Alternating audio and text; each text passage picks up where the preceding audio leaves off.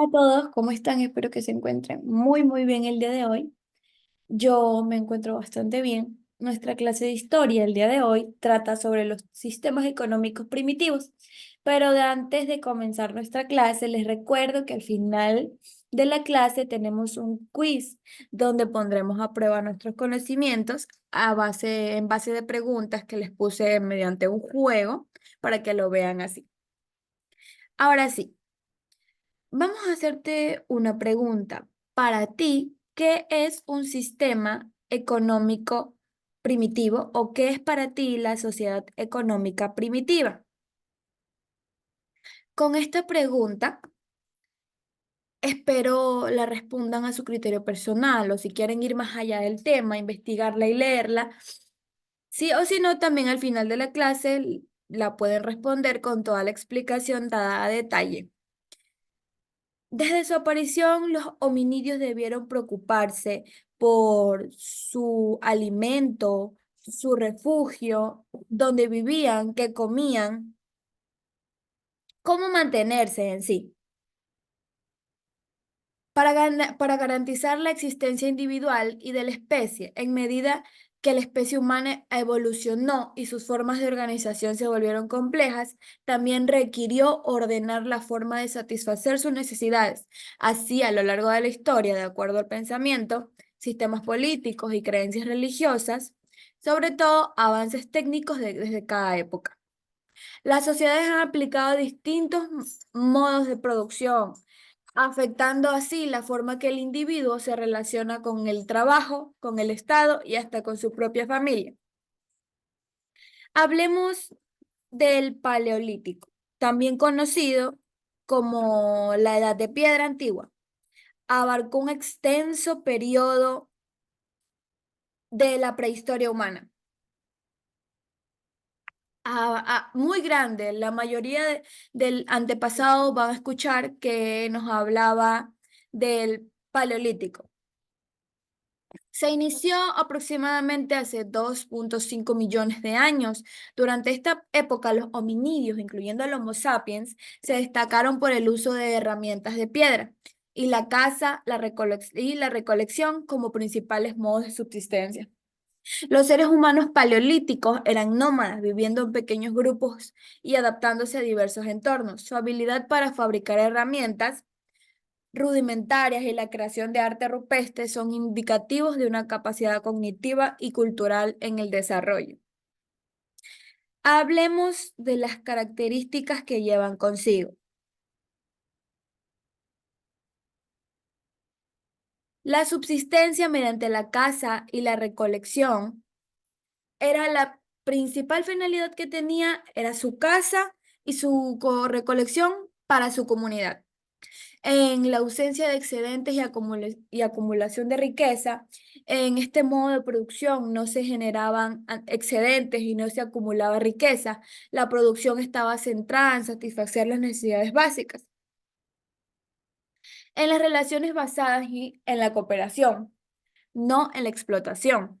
Las relaciones entre individuos y la sociedad se caracterizaba por la cooperación en lugar de la explotación. No existía una división marcada entre clases sociales.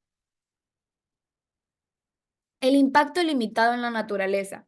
El sistema económico primitivo tenía un impacto mínimo en la naturaleza, ya que los grupos cazaban y recolectaban solo lo necesario. No se producía ninguna modificación significativa del entorno.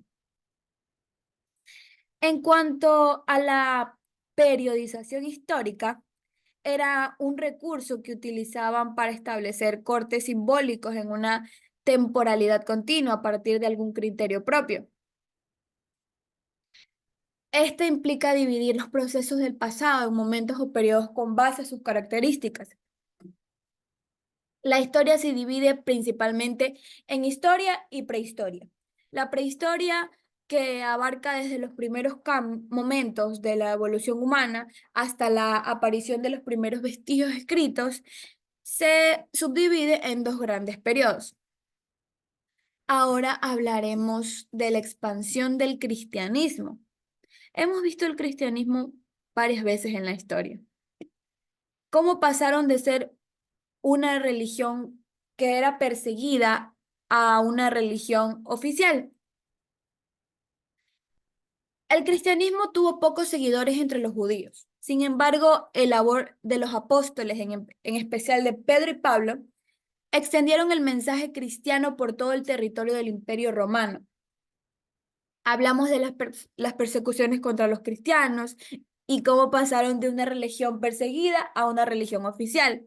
En un principio, los cristianos fueron tolerados en el Imperio Romano como una secta judía. Sin embargo, las tensiones aumentaron debido a ideas consideradas peligrosas, como la predicación de la segunda venida de Jesús, la negativa del culto al emperador y la oposición a la esclavitud. A partir del año 64, las persecuciones se intensificaron bajo emperadores como Nerón, Domiciano y Diocleciano, con cristianos encarcelados, utilizados en espectáculos violentos o quemados en el circo romano.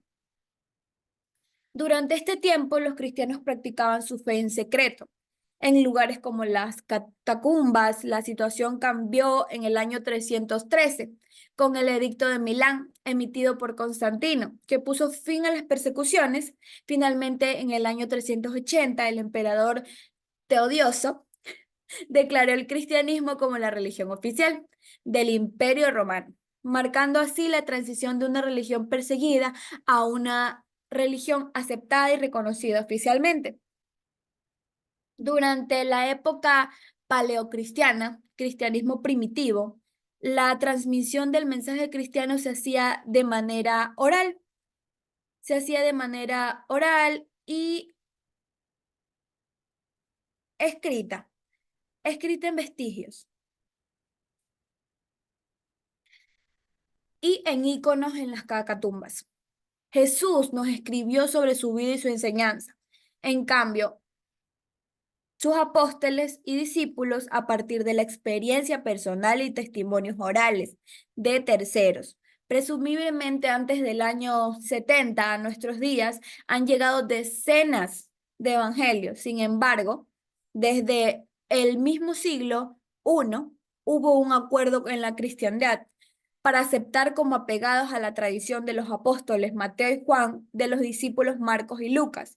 Entre las principales razones por las cuales fueron escritos los evangelios, tenemos crear un medio de enseñanza que contuviese lo más importante de la vida y obra de Jesús, perpetuar la tradición oral sobre la vida y obra de Jesús para que ésta no desapareciera como la muerte de los testigos presenciales de la vida de su maestro.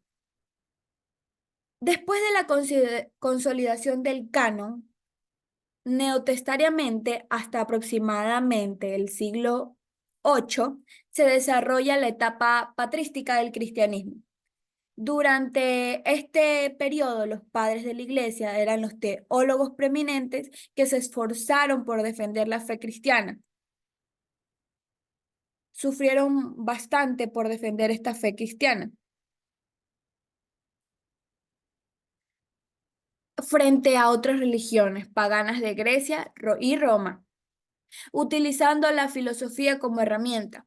En la etapa patrística, la interpretación del cristianismo, influida por el pensamiento filosófico de la época, dio origen a dogmas fundamentales, como la divinidad de Jesús, la Eucaristía, el pecado original y la inmortalidad del alma. Estos conceptos se encuentran explícitamente detallados en las Sagradas Escrituras, en la Biblia, pero fueron formulados y defendidos por los padres de la Iglesia como elementos esenciales de la doctrina cristiana. Ahora hablaremos del Imperio Carolingio, que se formó con los francos, un pueblo germánico en el siglo V. ¿Qué nos querrá decir con pueblos carolingios? Del reino franco al imperio carolingio y cómo era su organización.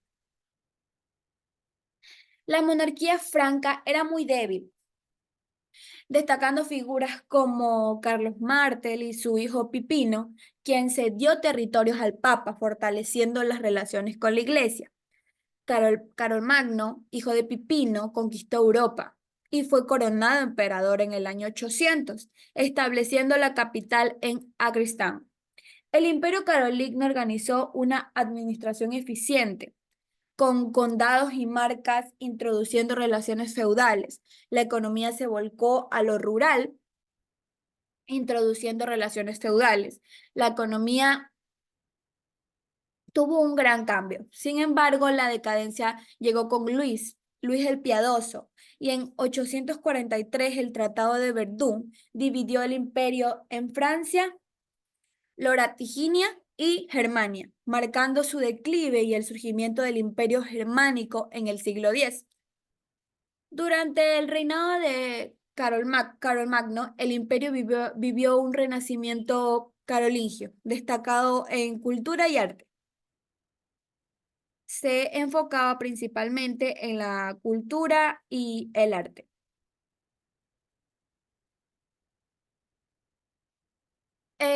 Fomentó la alfabetización, apoyando por monasterios a los que copiaban manuscritos. La iglesia especialmente ordenó y protegía esta cultura.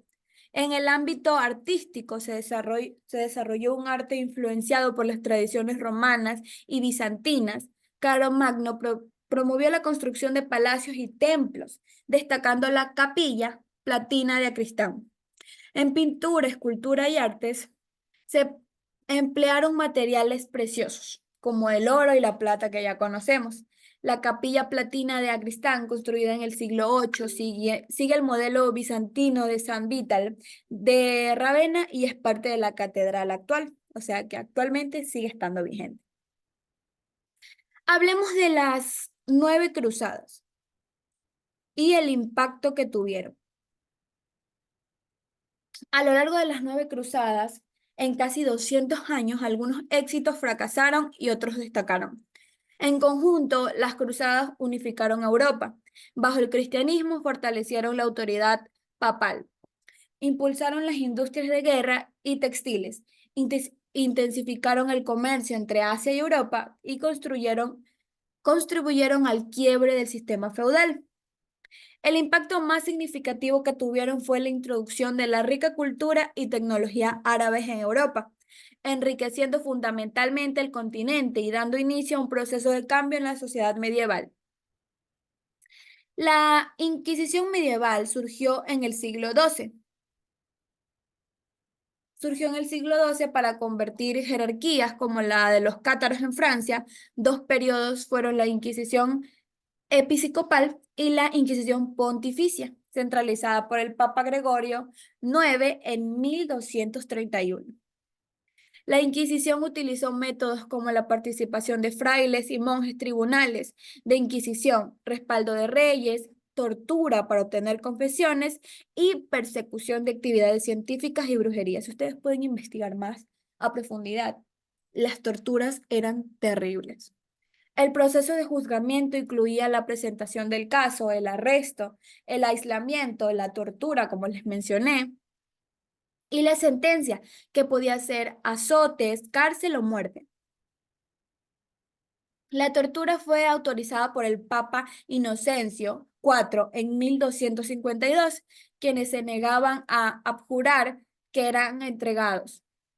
Estos eran entregados a autoridades civiles para la pena de muerte. Y hasta aquí nuestra clase del día de hoy. Espero que no olviden que tenemos un quiz. Les voy a dejar el link para que puedan realizar la tarea del día de hoy. Que se encuentren muy bien, hayamos aprendido mucho. Hasta la próxima.